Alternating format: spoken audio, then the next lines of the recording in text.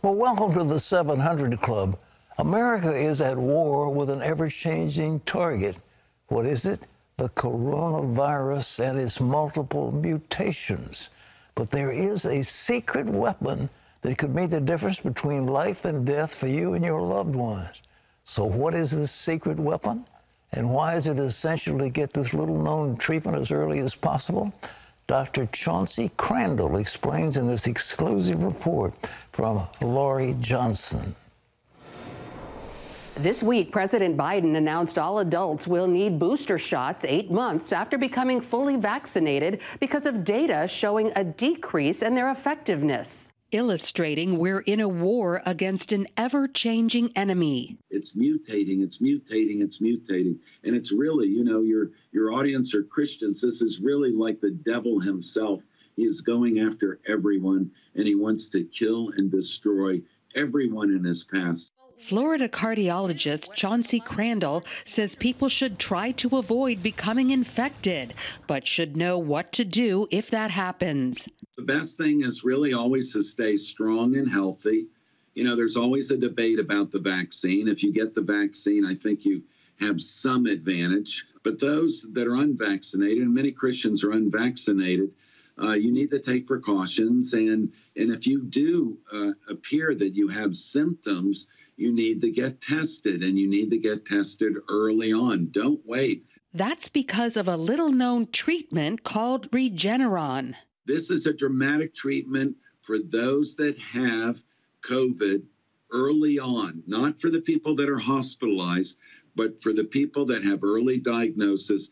Regeneron was given to President Trump after he became infected with COVID last year. The FDA granted emergency use authorization in November.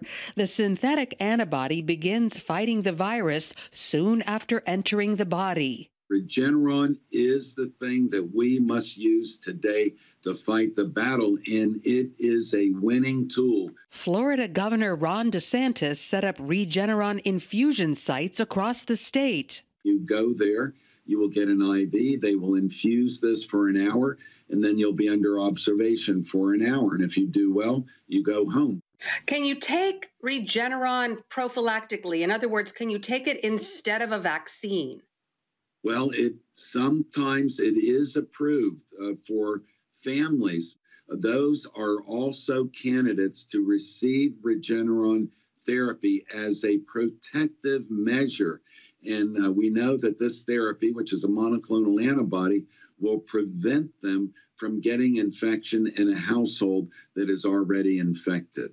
Dr. Crandall says if more people used Regeneron, perhaps hospitals wouldn't be so overwhelmed. Do you know that the families aren't even allowed in these hospitals? Ministers and churches aren't allowed in, and they're not going in.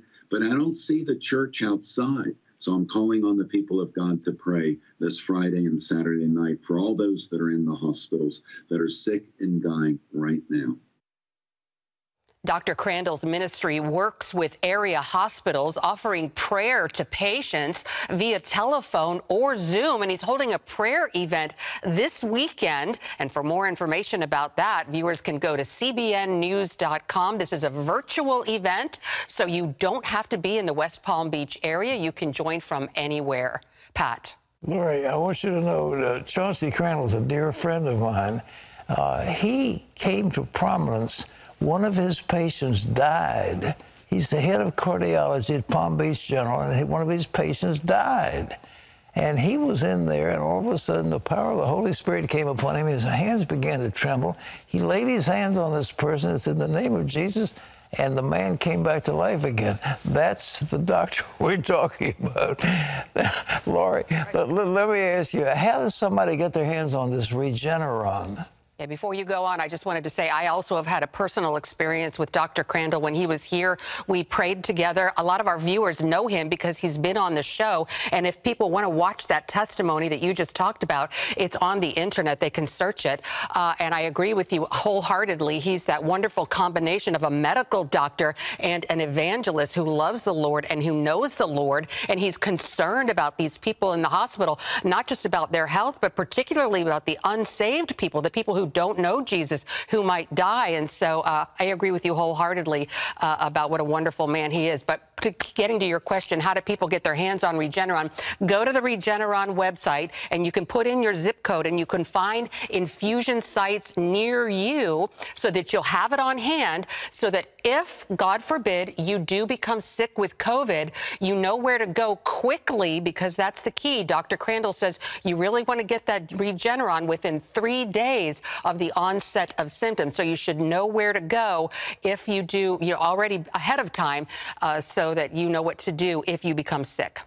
Laurie, we were told if we got vaccinated, we're pretty much home free. Now they're saying that the vaccines aren't as effective. Well, why don't they work as well as they should have?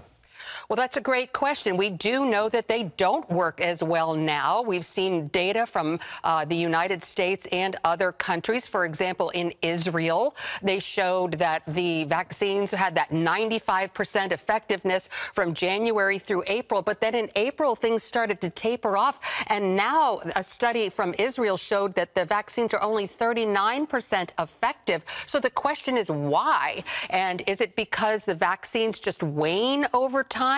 Or is it because they are just not very good at fighting Delta, or both? So it's a little unclear at this point why they're not working as well as originally hoped. But that's where we are, Pat. Well, it's shocking, but really people still ought to get the vaccination. You're not saying that they don't get it. It still keeps you from dying in the hospital, right? Absolutely. Doctors are saying that we still need vaccinations because the vaccines do produce those antibodies that fight the virus, just not as much as we had hoped at originally. And so that's why they're saying that we need more vaccines. So that's why a lot of doctors are still saying vaccines are the best protection. We're still seeing, Pat, that hospitalized patients, 90% of hospitalized patients are unvaccinated. But we are seeing more fully vaccinated people being hospitalized and, sadly, Pat, even dying. Thank you, Laurie. Thank you for that report. Regeneron, courtesy of Dr. Chauncey Crandall. Well, now turning to the escalating catastrophe in Afghanistan, blowback is hitting President Biden hard. His poll numbers are dropping, with job approval 7 points down, the lowest in his presidency. Now a classified cable from the U.S. Embassy has revealed there was intelligence that Afghanistan could quickly cave to the Taliban, despite the president's protests to the contrary. The international community is also turning its outrage on Biden, with one European leader calling his blunder, quote, the greatest debacle in the history of NATO. Here's Jennifer Wishon with more. As many as 15,000 Americans and tens of thousands more Afghans who helped the U.S. military remain on the ground in Afghanistan, desperate to escape the Taliban. U.S. troops have restored some order inside the airport, but outside, panic continues. Reports that at least 12 people have been killed this week due to gunfire or stampede as the Taliban blocks people, even some Americans with passports, from getting through checkpoints. President Biden says no matter when U.S. troops withdrew, chaos was sure to follow. Getting out would be messy no matter when it occurred. But a classified cable from the U.S. Embassy in Kabul to Secretary Blinken July 13th warned of the Taliban's swift gains and the collapse of the Afghan military and called for speeding up evacuations. Now the president faces criticism from America's NATO allies. This is the greatest debacle that NATO has seen since its foundation, and it is an epochal change we are facing, said Armin Laschet, who's expected to become the next German chancellor. In Britain, members of parliament united to hold President Biden in contempt, accusing him of throwing the UK and everybody else into the fire, in a move they fear will embolden Russia and China. Like many veterans, this last week has been one that has seen me struggle through anger and grief and rage, the feeling abandonment of not just a country, but the sacrifice that my friends made. And now America's European allies are looking inward. Frustrated with Biden's unilateral move, they say damaged and humiliated NATO. We can set out a vision, clearly articulated, for reinvigorating our European NATO partners, to make sure that we are not dependent on a single ally, on the decision of a single leader. And this afternoon, President Biden is set to update Americans on evacuation efforts. Jennifer Wishon, CBN News. And Pat, the president has pledged to keep U.S. troops on the ground in Afghanistan until every single American is evacuated. Jennifer, there are reports of Afghans rising up in protest to the Taliban. Can you tell me what's happening on the ground? Sure. You know, ironically, Pat, yesterday was Afghanistan Independence Day. And so you saw pockets of Afghans waving their flag and protesting this takeover by the Taliban. They say the Taliban does not represent them. They, unfortunately, were quickly dispersed with gun-wielding members of the Taliban. And this is where we are. We have the Afghan people, in a matter of days, have gone from freedom to living in fear. We know that women who have enjoyed freedom, who have been going to school, who have been holding jobs, are now burning evidence of all of that. We have reports of women who say that young girls, they and their friends are prepared to kill themselves if the Taliban comes to their doors and tries to take them away, because they think death would be much better than anything they could experience at the hands of the Taliban. Men also burning any evidence that they worked alongside the U.S. And here's the problem. You know, yesterday the president made it sound like the Taliban was giving safe passage to Americans and their allies. That is not the case. The Taliban is manning these checkpoints as people try to go to the airport. They're manning them with guns.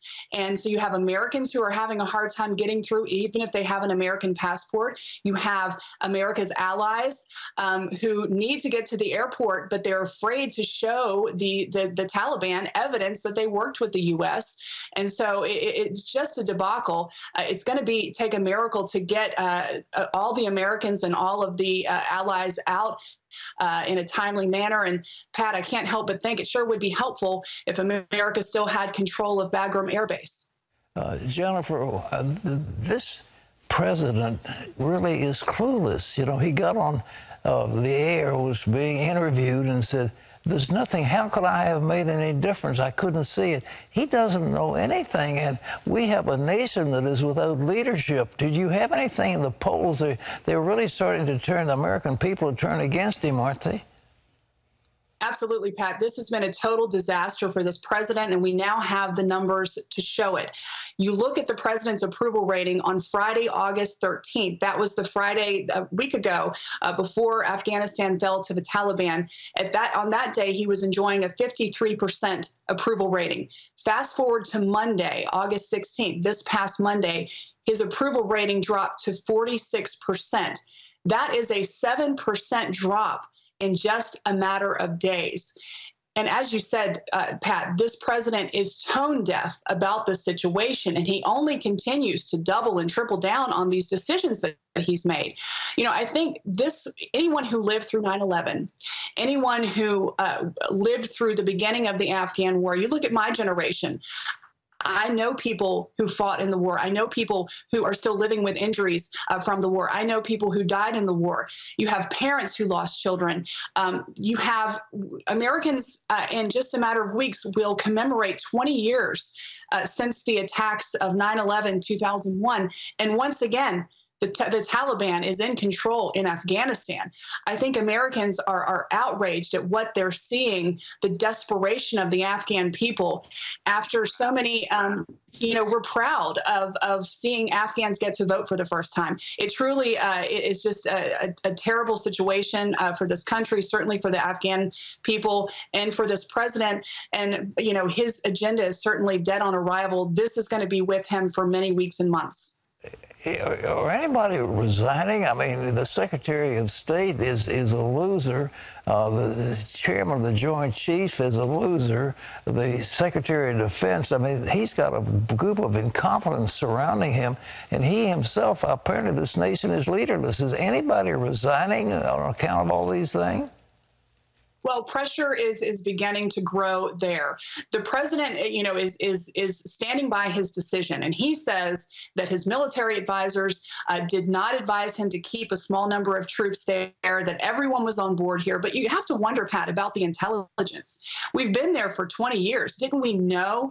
Didn't we see how quickly the Taliban was moving? Didn't someone read that cable from our embassy employees, more than 20 Americans working in the embassy, who said, hey, the Taliban is taking over here. The Afghan army is not holding. We've got to act fast to get Americans and our allies out of here. Somebody was asleep at the switch. And so if the president isn't willing to take the blame, then you have to wonder if heads are going to begin to roll in terms of people getting fired. Jennifer, thank you very much. And ladies and gentlemen, I tell you what, it's up to the Lord to do something, but we have the greatest nation on earth, and it is leaderless. The president and vice president are both incompetent, and they have done terrible things. Every decision he's making is bad. We're having rampant inflation. We have the southern border being overrun with people, thousands of them coming in. We're busing those people unvaccinated throughout America, and you've got this problem with job availability of workers, because the president continues to give these government payments so people get more money from not working. It's a chaotic situation, and every single thing that's going on. Our nation is without a leader. And it's time that American people do something, if nothing else, ask the Lord for a change wherever, because this is the greatest nation on earth, and we are floundering because of bad leadership. Well, in other news, 2,200 people are dead and 30,000 are homeless. That's the tragic toll from the 7.2 earthquake that hit Haiti this week. Some fear the number of dead could be 5 times that amount. Operation Blessing national workers are busy assisting local hospitals and providing aid to the needy. Now, an international disaster relief team is en route with a medical doctor and a clean water specialist. This team will provide much-needed supplies, including generators, water purification equipment, chlorine tablets, and much more essentials. And by the way, if you want to help, and we'd love you to do that, it's called Operation Blessing Disaster Relief Fund, CBN Center, Virginia Beach. Let's help those suffering people in Haiti who have been through such torment over the years with bad leadership, Papa Doc Duvalier, Baby Doc Duvalier, and all of the tyranny that has been imposed upon them. The Haitians are good people. They just need to come to the Lord.